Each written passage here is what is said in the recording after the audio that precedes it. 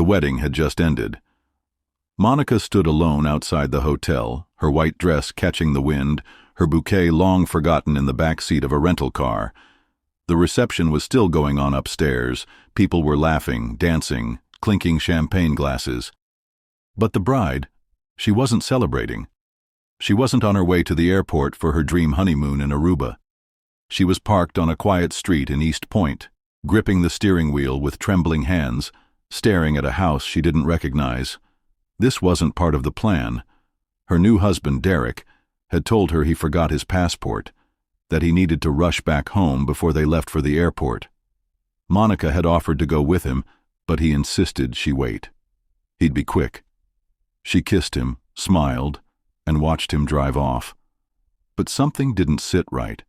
Maybe it was the way he avoided her eyes. Maybe it was the fact that he turned off his phone the moment he left.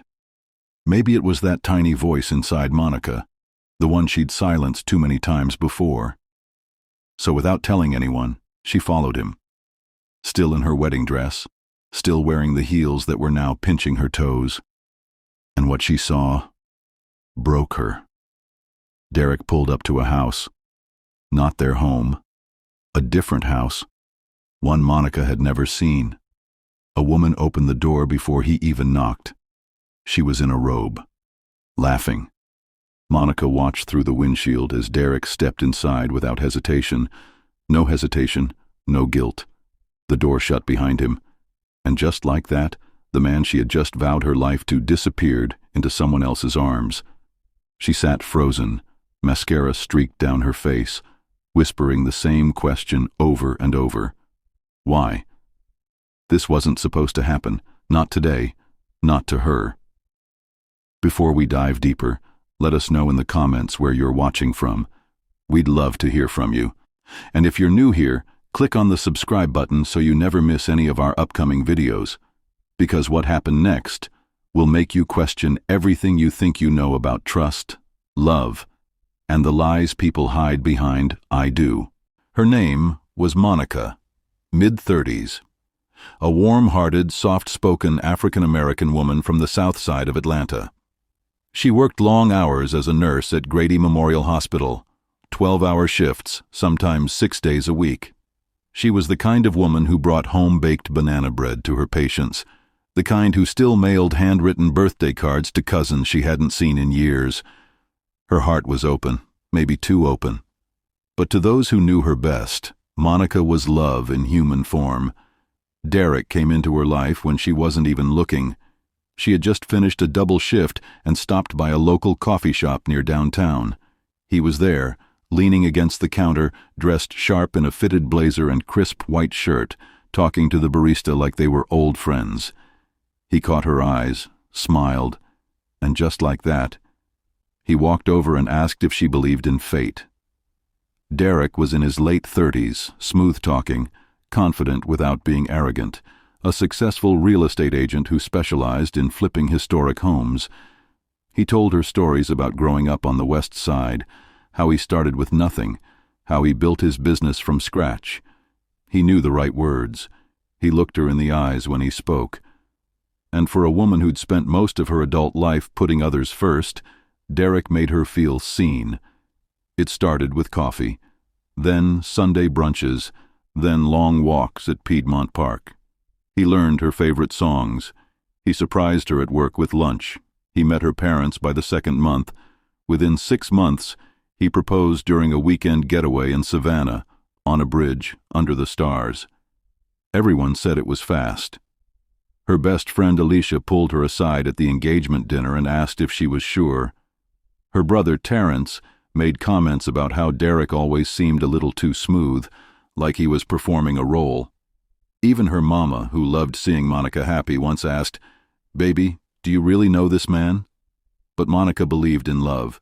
She believed people could change. She believed maybe, just maybe, God was finally giving her the happiness she had spent years praying for. Derek had a way of calming every doubt with a smile and a touch on her hand. He always said the right thing, always showed up, always made her feel like she was the only woman in the world. What Monica didn't know was Derek was hiding something, and the wedding was just the beginning of the deception. There were signs, little things, but love has a way of blurring the obvious, and by the time she started to see clearly, it was already too late. 3 weeks before the wedding, the fairy tale started to fray. At first, it was small things. Monica would wake up in the middle of the night and find Derek on the balcony whispering into his phone, pacing back and forth like he didn't want her to hear. When she asked him about it, he brushed it off, said it was a client from California who didn't understand the time difference. But she knew his tone. It wasn't business. It was something else. The phone became a barrier between them. He started sleeping with it under his pillow. He set it to silent, flipped it face down, even brought it into the bathroom when he showered.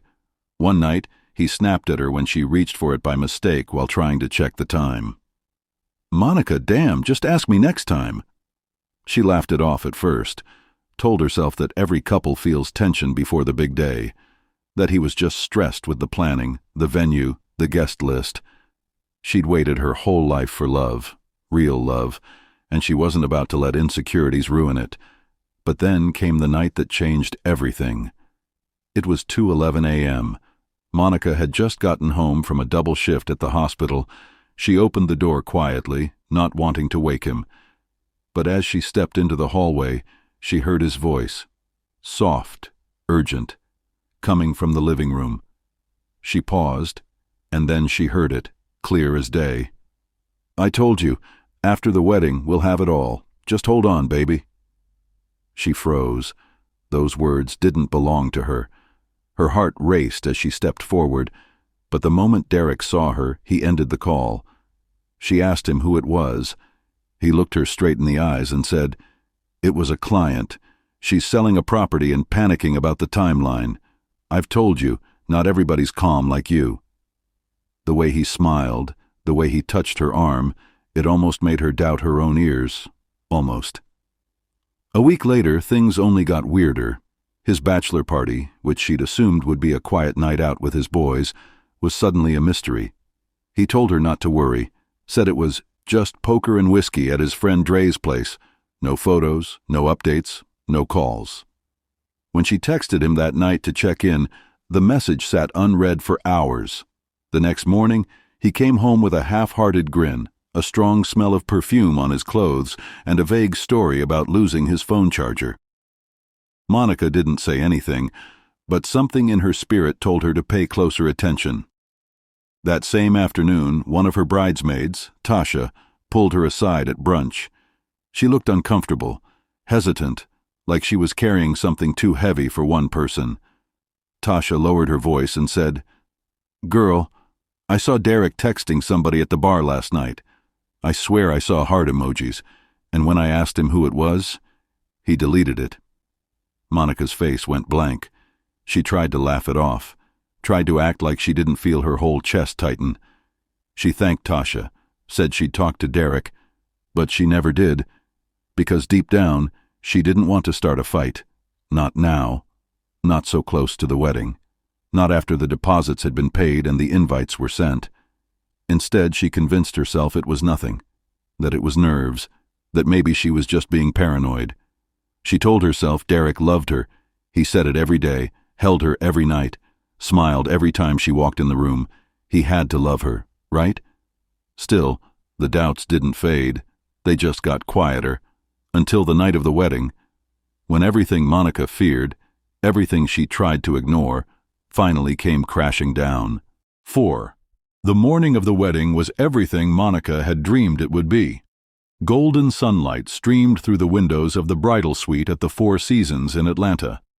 Her bridesmaids were buzzing around, laughing, sipping mimosas, helping her step into the gown she had picked out 8 months earlier, a fitted lace dress with a long train and a delicate veil that caught the light just right. Her mother wiped away tears as she adjusted Monica's necklace, the same one her grandmother wore on her own wedding day. The ceremony was held in the garden courtyard. White roses lined the aisle. A live quartet played softly as guests took their seats. Derek stood at the altar in a perfectly tailored navy tuxedo, smiling like a man who had everything he ever wanted. When Monica walked down the aisle, everyone stood. Phones flashed. Her father whispered, "You look just like your mama did," and kissed her cheek. Monica smiled, but inside something felt off. It wasn't loud. It wasn't a scream. It was more like a whisper in the back of her mind, a quiet, lingering unease that tugged at her heart the entire day. She chalked it up to nerves, to the weight of the moment, to exhaustion from all the planning. But it didn't go away. Even during the vows, when Derek looked into her eyes and said, "I will love you forever no matter what," she felt a chill instead of warmth. She ignored it, smiled, said, "I do." The guests erupted in applause. The reception was a dream. Elegant chandeliers, gold accents, a 5-tiered cake, slow dances, laughter, toasts that made everyone cry. Derek gave a speech that had the whole room standing on their feet. He thanked Monica for being his light, for showing him what real love meant. He kissed her forehead and held her hand so tightly it almost felt real. Almost. Later that night, just before the after-party, Monica came out of the restroom and found Derek in the hallway, alone, pacing. She asked him if he was okay. He smiled, kissed her cheek, and said, "I'm just tired, babe. Today's been amazing, but I'm drained. I think I'm gonna head out, maybe get a little rest before our flight tomorrow." Monica blinked. "You're leaving now? The party just started." But he insisted, hugged her, said he loved her, slipped out the back exit without saying goodbye to anyone else. She stood there, confused, holding her bouquet, trying to explain his exit to curious guests with a forced laugh. Then, about 20 minutes later, she saw it. Derek's phone. He'd left it behind on their sweetheart table. It buzzed once, twice, then again, and then the screen lit up with a message. "Where are you? She's waiting." Monica's entire body went cold. She stared at the phone. Read the message again. Another one came in. "Hurry. She said she's not doing this all night." The room around her blurred. The music faded. All she could hear was the sound of her own heart pounding. Without a word to anyone, she slipped away from the reception, still in her dress, still in her heels, still clutching that damn phone. She got into the back of her cousin's rental car and followed the GPS location Derek had pinned hours earlier, an address that wasn't theirs, a place she didn't recognize. The streets got quieter, darker. It wasn't long before she pulled up to a small brick house tucked behind overgrown hedges. The lights were on. The front door was cracked open. A woman's silhouette moved past the window. Laughter, soft, familiar. Then she saw him, Derek, still in his tuxedo jacket, standing in the doorway, smiling as he leaned in to kiss the woman on the cheek, the same lips he had used just hours earlier to swear forever. Monica's hands trembled. Her chest ached. She wanted to scream, to cry, to run. But she did none of those things. She just watched. And it was in that moment that every doubt she had ignored, every red flag she had silenced, every instinct she had pushed down for the sake of love, came flooding back in a single tidal wave of truth. What kind of man leaves his wife hours after saying, "I do"? Monica was about to find out. The car ride was a blur. Monica didn't even remember making the turns. Her hands stayed clenched at 10 and 2, knuckles pale, eyes fixed on the moving dot on the screen of Derek's phone, his location, still broadcasting from wherever he had gone after abandoning their wedding reception. It wasn't their house. It wasn't a friend's place. It was a luxury condo in Midtown, the kind of building with glass balconies and underground parking, the kind of place Derek had once said was too flashy for his taste. Yet here he was, on the most important night of their lives, pulling up and walking inside like he belonged. Monica parked a few spaces back, turned off her lights. Her breathing was uneven. She waited. 10 minutes passed, then 15. She didn't move, didn't call anyone. Instead, she got out, took off her heels, and walked barefoot across the cool pavement until she reached the front of the building. There was a side entrance, keypad access. But just as she approached, someone exited with a dog, and Monica slipped inside unnoticed, The elevator dinged softly. She followed the direction his location pointed. 11th floor. The hallway smelled like fresh paint and expensive cologne. Monica pressed herself against the wall near Unit 1107. Then she heard it. Footsteps, laughing. 2 voices, one male, one female. She peeked. The door opened slowly. There stood Derek, still wearing his tuxedo, though the tie was now loosened, and his shirt slightly unbuttoned. And stepping out to greet him was a woman in a red dress, tight-fitting, silk, the kind of dress Monica wouldn't have dared to wear. The woman leaned in and kissed him, slowly, not like a fling, not like a stranger, like someone who had done it many times before. Monica's world tilted. She staggered back behind the wall, heart pounding, lips trembling, fingers fumbling as she opened her phone's camera. She hit record, not because she wanted to, because she had to. No one would believe this without proof. No one.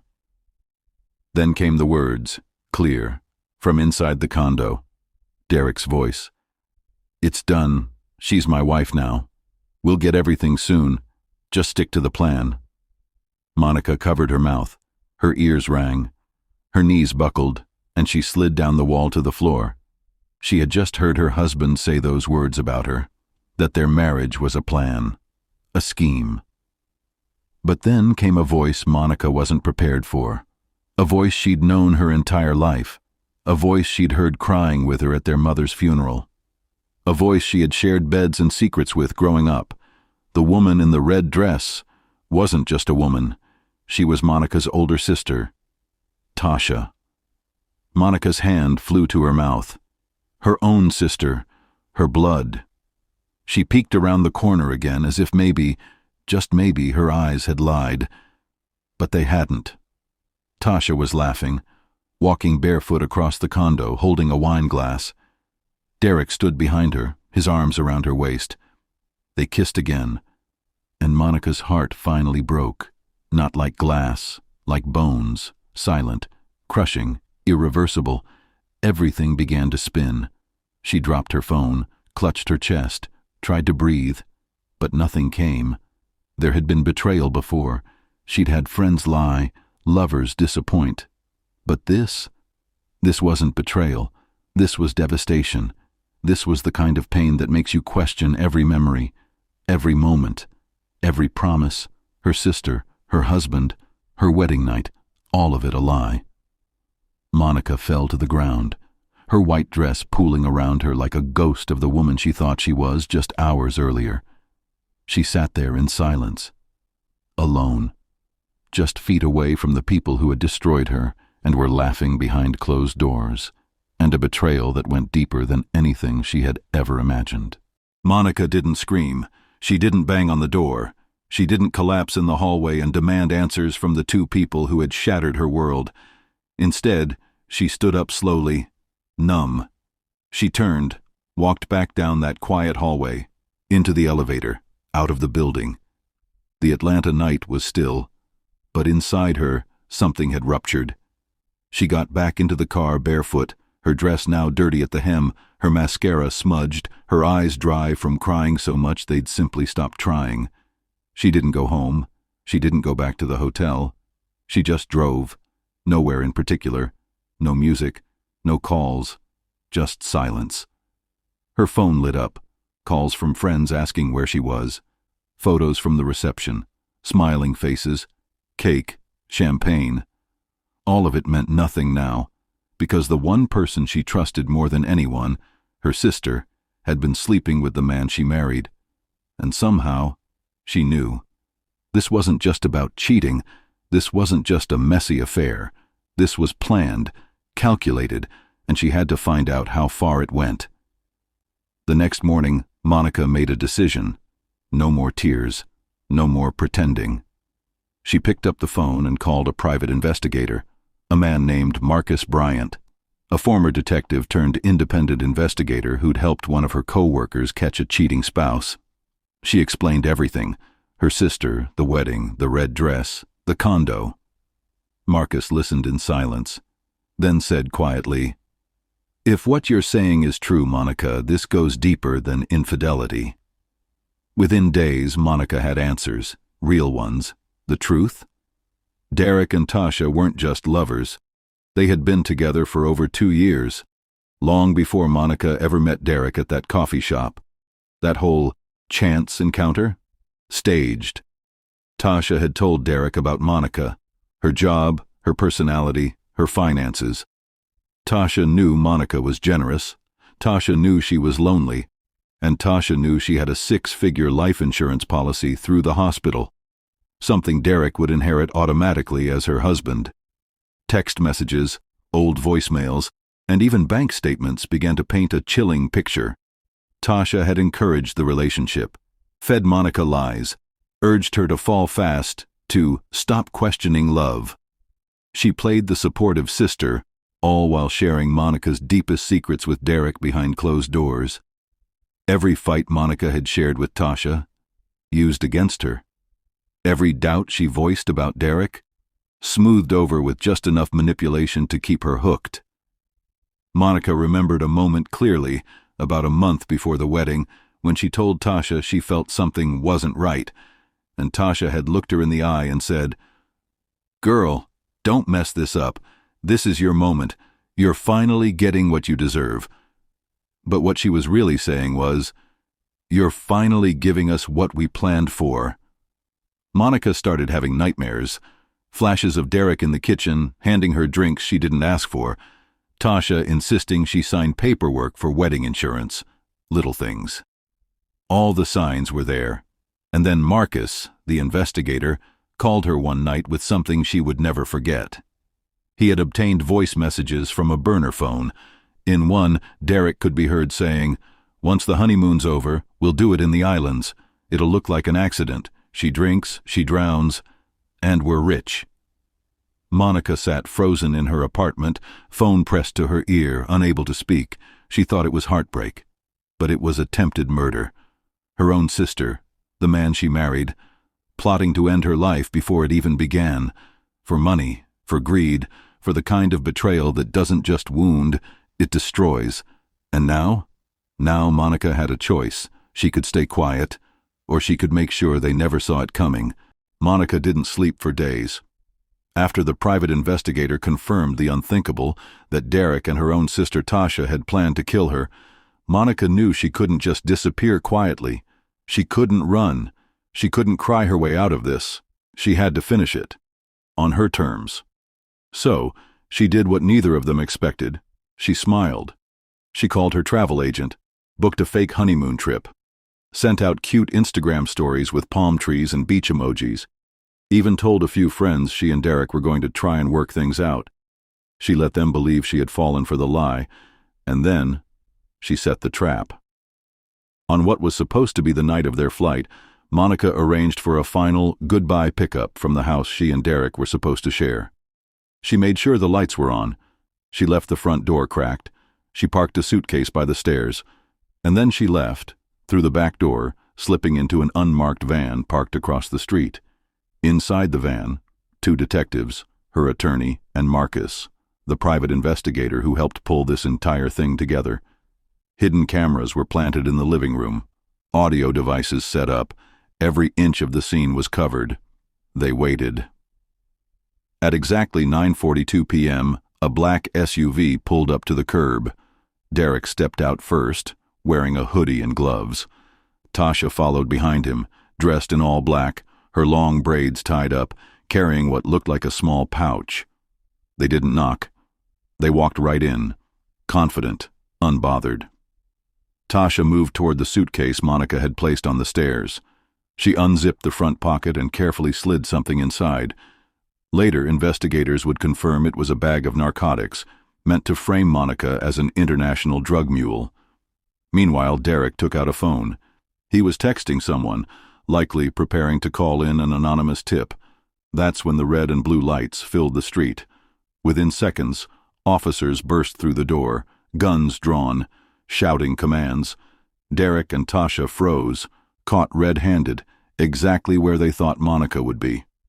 As they were cuffed, Tasha screamed, "You set us up! You set us up!" and Monica stepped out from the van, eyes locked on the people who had tried to erase her from the world. She didn't speak. She didn't cry. She just stood there and watched them be taken away. In the weeks that followed, everything came to light. Text messages, voicemails, financial records, photos of secret meetings, evidence of manipulation going back over 2 years. The courtroom was packed on the day of the hearing. Derek's attorney tried to spin it, said Derek had been coerced by Tasha, that he had no idea things would go that far, but the evidence said otherwise. In one message, Derek had written, "Once she's out of the picture, we get the house, the money, and peace." Tasha, on the other hand, claimed it was love, that Monica had always been jealous of their connection, that she had tried to keep them apart, that they were the ones who truly belonged together. No one believed her. The judge didn't blink. Derek and Tasha were both found guilty of conspiracy to commit murder, insurance fraud, attempted trafficking, and obstruction of justice. Sentenced to a combined 42 years in federal prison. Neither looked at Monica as they were taken away. They didn't have to, because Monica had already taken back what they tried to steal: her life, her truth, her power. And in the end, the very lies they built their scheme on were the same lies that destroyed them.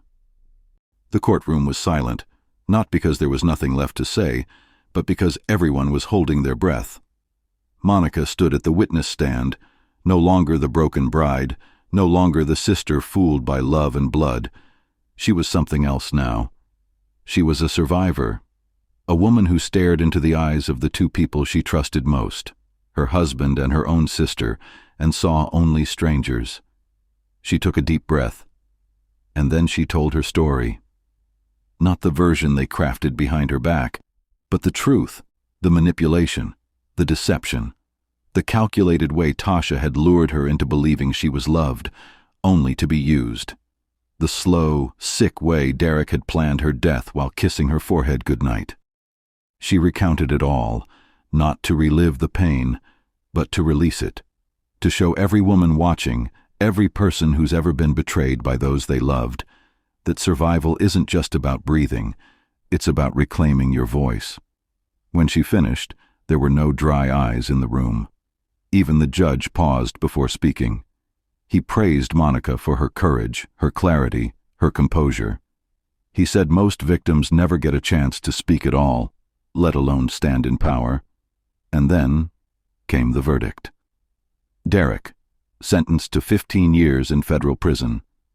Tasha, 12 years behind bars, not just for what they did, but for what they planned, for how close they came to taking a life that didn't belong to them. Monica didn't gloat, she didn't smile, she simply nodded and walked out of that courtroom free, not just legally, but emotionally. Weeks later, she packed up what little she had left and left Atlanta behind. She didn't leave with bitterness, only lessons.